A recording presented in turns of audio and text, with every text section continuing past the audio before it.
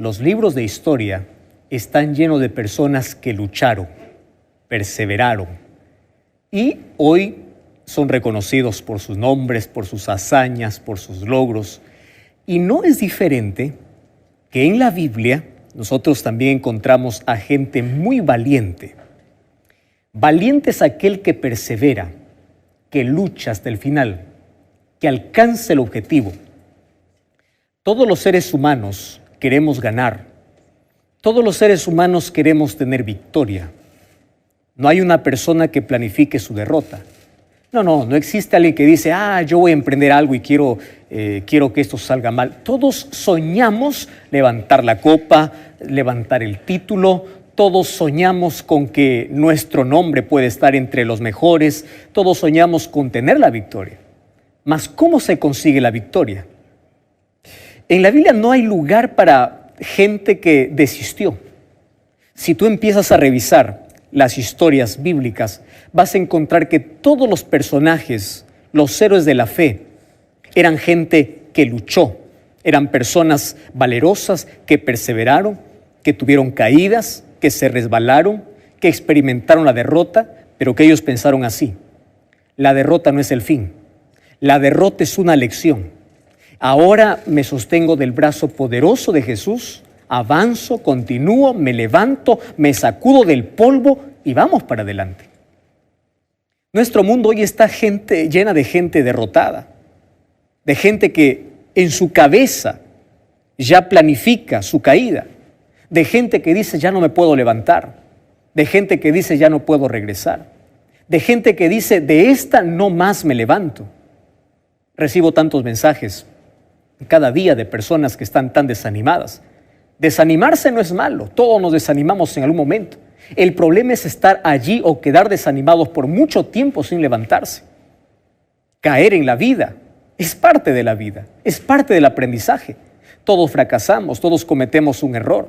El problema es acostumbrarse tanto a ese fracaso y decir, yo de aquí no me levanto más. Ese es el problema.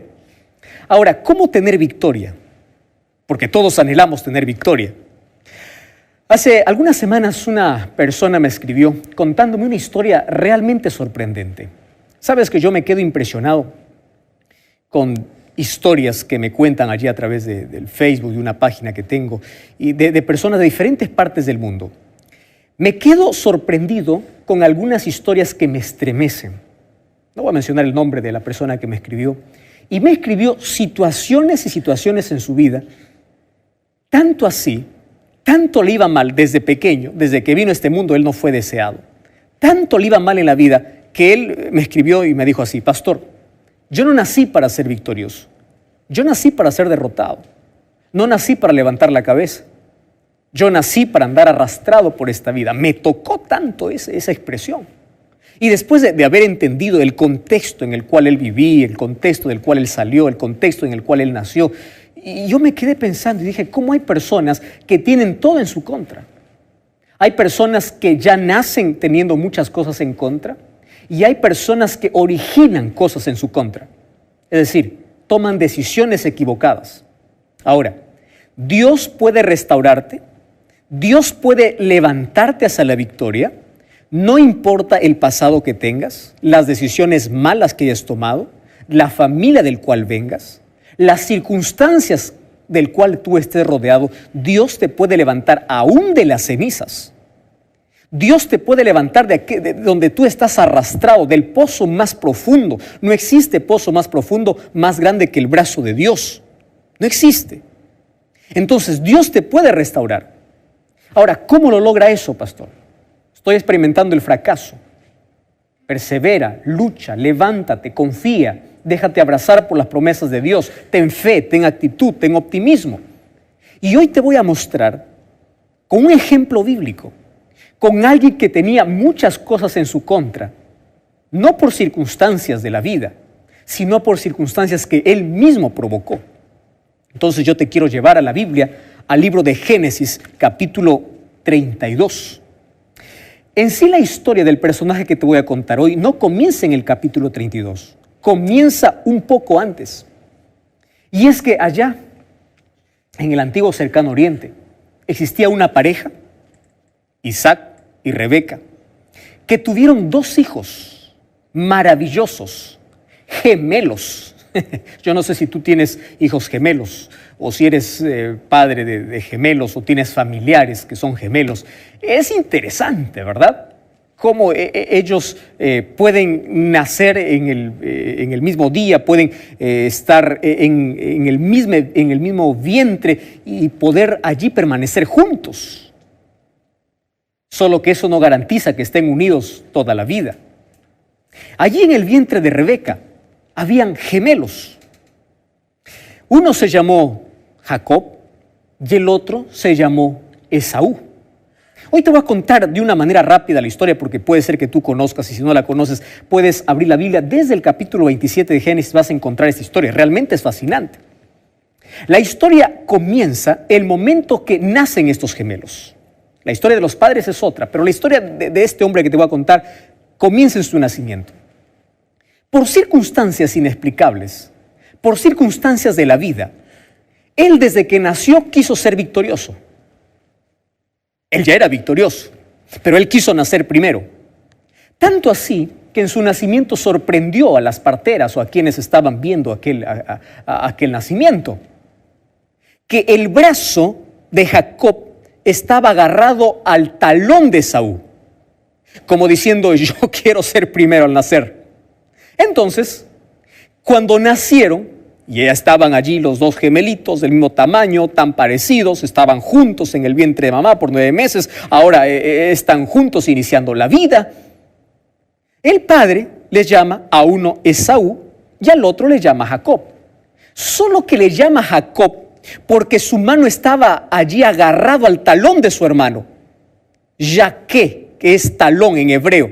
De ahí viene Jacob. Solo que Jacob significa aquel que quiere usurpar, aquel que quiere robar, o aquel que es mentiroso, o aquel que hace trampa. No es un nombre bonito, ¿verdad?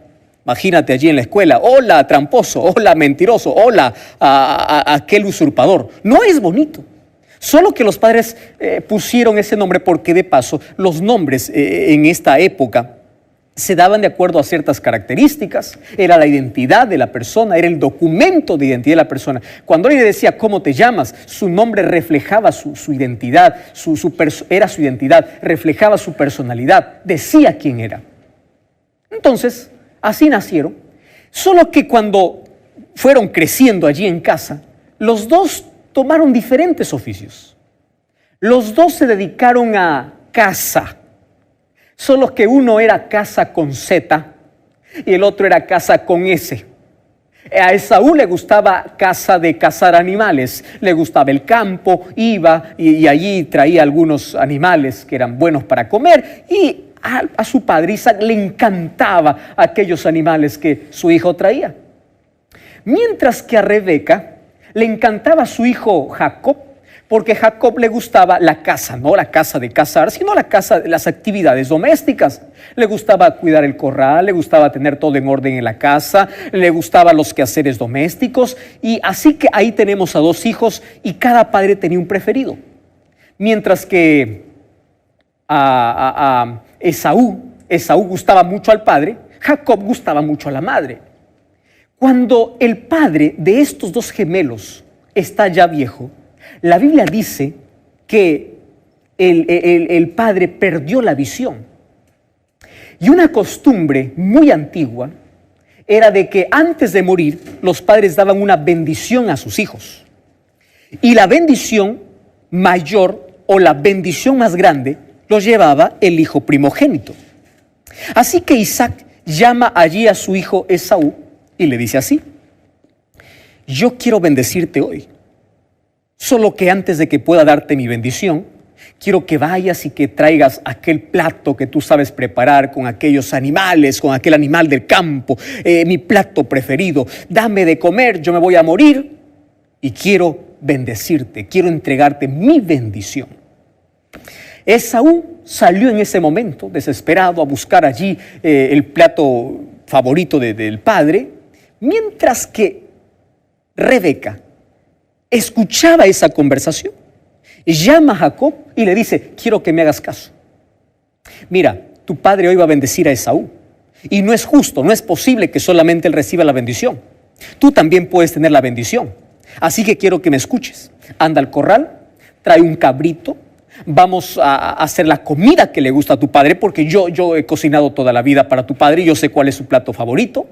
Y luego tú vas a ir y le vas a entregar, le vas a decir: yo soy Esaú, dame la bendición. Y allí Jacob refuta a su madre, le dice: mamá, ¿cómo es posible? Tú sabes que somos muy diferentes. Esaú tiene mucho vello y yo soy lampiño, yo no tengo mucho vello. No, le dice: tranquila, todo está bajo control. Jacob, obediente, va, trae un cabrito. La mamá empieza a preparar ese potaje, ese plato rico, exquisito, maravilloso, gustoso. Entonces empieza con las pieles del cabrito a cubrirle los brazos de Jacob. Jacob toma el plato y se lo lleva allí a su padre. Cuando llega su padre, como él ya estaba tan mayor y ya no veía, le dice: padre, he aquí el plato que te gusta y he venido para que me des la bendición. El padre, al escuchar la voz, él no podría ver, pero podía escuchar, al escuchar la voz de Jacob, él tuvo duda y dice: ¿tú quién eres? Yo soy Esaú, le dice. Y comienza allí un número de mentiras. Yo soy Esaú, ¿tú eres Esaú? ¿Y qué tan rápido conseguiste aquel plato favorito? ¿Tan rápido te fue o tan bien te fue en la casa? Sí, padre. Otra mentira: Dios colocó allí la presa y entonces yo traje ahora tu plato favorito. Segunda mentira. Tercera mentira, le dice: bueno, si tú quieres que yo te bendiga, acércate un poco más. Porque Isaac quería tocar las manos. Esaú era muy velludo. Entonces toca las manos, y claro, no era el brazo de Jacob, era parte del vello del cabrito que habían matado. Isaac dice: la voz es de Jacob, pero aquí este olor de plato, este olor de campo, porque de paso se había puesto también los vestidos de su hermano, estos vellos que tienes en los brazos, es de Esaú. Comió. Estaba tan bien, tan rico la comida, que después le dice: ven y te voy a bendecir. Y la Biblia dice que allí le da la bendición. Solo que cuando termina de bendecir, llega su hermano. Y cuando llega su hermano, se entera de lo que su hermano Jacob había hecho. Una decisión hizo que pueda iniciar para él una vida de calvario, una vida de una conciencia intranquila. Porque por una decisión una decisión equivocada que él tomó, él tuvo que huir y se fue a la casa de su tío, que luego se convertiría en su suegro, Labán. Caminó muchos días y durante esa caminata estaba corriendo de miedo, y cuando llegó allá, él tuvo que pagar durante 20 años todo lo que hizo. Es decir, él buscó el fracaso por una decisión incorrecta, por una decisión equivocada. Él mintió, a él le mintieron.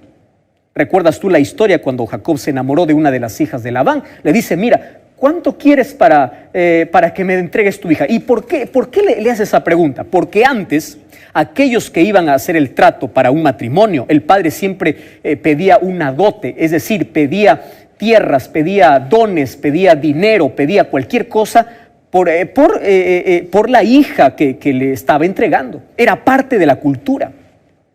Entonces, allí Jacob le dice: mira, yo no tengo dinero, yo no tengo tierras, yo no tengo herencia, yo no tengo nada, yo voy a trabajar para ti. Labán le dice: está bien, trabaja para mí, pero si quieres llevarte a Raquel, entonces tienes que trabajar 7 años. La historia dice que esos 7 años pasaron volando para él, y cuando llegó el día de matrimonio, allí empezó a pagar una de las cosas que él ya había hecho, porque le mintieron. En lugar de entregarle a Raquel, le entregan a la hija mayor, que era Lea. Y le dice Labán: bueno, si quiere la otra, entonces tienes que trabajar 7 años más. Y trabajó 14 años por Raquel. Solo que después trabajó 7 años más. Y en esos 7 años más que trabajó para su suegro, en esos 7 años fue cambiado su salario, le mintieron, le estafaron. Durante 21 años, Jacob tuvo que pagar las consecuencias de robar un día la bendición. Mira, a veces un minuto de placer, a veces un día de diversión puede arruinarnos la vida y puede traernos consecuencias terribles. Sin embargo, Dios no le abandonó. Y Dios puede restaurarte del pasado más oscuro, porque Dios tiene poder para revertir las cosas. Dios tiene poder para llevarte a la victoria. Yo imagino entonces la vida de Jacob era una vida de remordimiento. Era una vida de cada vez que le iba mal, él decía, yo estoy pagando lo que hice. ¿No sucede así con nosotros los seres humanos? Cada vez que algo nos sucede, nos recordamos, estoy pagando algo. Y cada vez que él era engañado, decía, tiene razón, porque yo también engañé. Una persona con tantos complejos, con una carga, con tanta culpa, que necesitaba liberarse de ese pasado. Un día salió de noche de la casa de su suegro, tomó a su familia y se fue, estaba de regreso a su casa. Solo que durante 21 años él había pedido perdón a Dios, pero nunca había pedido perdón a su hermano. Así que mientras él sale de la casa de su suegro, él se entera de que su hermano está viniendo. Solo que su hermano no está viniendo solo. Su hermano está viniendo con 400 hombres. Entonces, una vez más empieza a revivir aquella escena cuando su hermano quería matarlo. Y dijo, si viene con 400 hombres, ¿yo qué hago? Yo no tengo un ejército, yo tengo solamente mi familia. Aquella noche fue de crisis para Jacob. Allí mientras estaba huyendo, a su familia los dividió por campamentos. Y mira lo que dice allí, Génesis capítulo 33, versículo 22. Se levantó aquella misma noche, tomó a sus mujeres, sus siervas, sus 11 hijos, y allí los tomó y los hizo pasar la ribera del río. Y luego él se quedó solo. Me encanta el versículo 24. Y cuando se quedó solo, empezó a luchar con un hombre durante toda la noche. De paso, el lugar donde él estaba era un lugar peligroso. Era un lugar donde habían asaltantes. Cuando él se quedó solo para reflexionar en su error, él se había quedado en el pasado. Su mente estaba en el pasado, en lo que había hecho 21 años atrás. Él no había logrado liberarse de ese pasado oscuro. Él estaba con una conciencia remordida. Él estaba de miedo. ¿Cómo va a enfrentar a su hermano?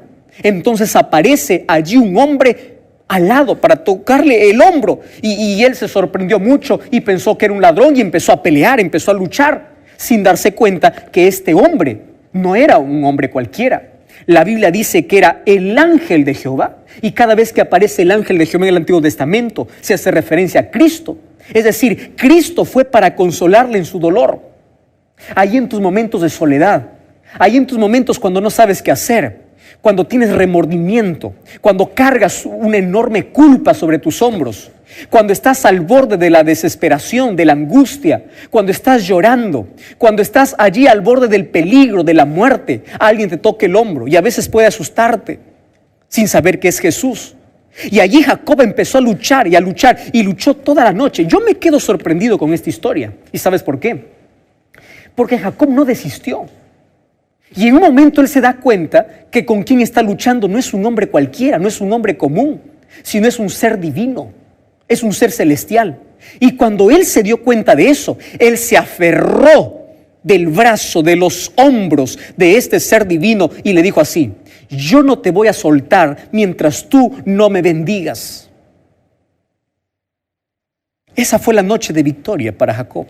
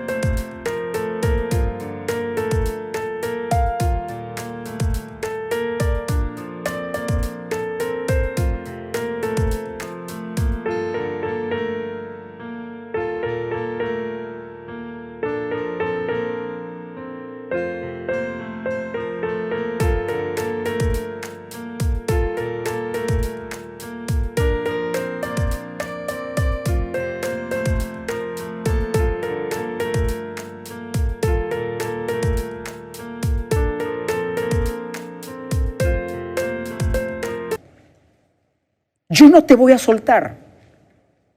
El secreto de la victoria estaba en perseverar en la oración. Él sabía que estaba en